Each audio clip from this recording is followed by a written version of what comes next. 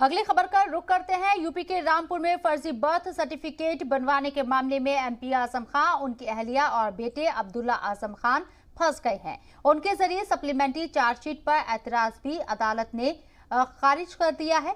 इनके खिलाफ अब एमपी एमएलए कोर्ट में दफा 120B में भी मुकदमा चलेगा। तीनों को इस मुकदमे में दफा 120 में भी जमानत करानी होगी। आपको बता दें कि बीजेपी लीडर आकाश सक्सेना ने आजम खान, उनकी अहलिया और बेटे के खिलाफ फर्जी बर्थ सर्टिफिकेट बनवाने के इल्जाम में धोखाधड़ी की दफा में गंज कोतवाली में मुकदमा दर्ज करा दिया था।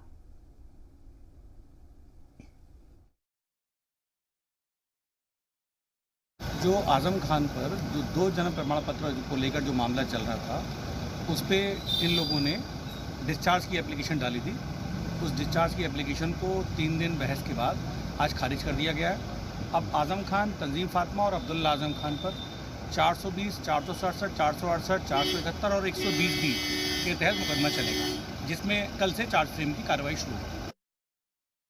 देखिए, मैटर ये है कि पुलिस ने जन्म प्रमाण पत्र मामले में आजम खान और तंजीम फातिमा के खिलाफ 120B का एक अल्टेशन किया था, एक एक्स्ट्रा सप्लीमेंट्री चार्जशीट फाइल की थी। तो उसमें हमने उसमें एक एप्लीकेशन दी थी आकाश सक्सेना हनी की तरफ से कि साहब इनके आरोप तय कर लिए जाए।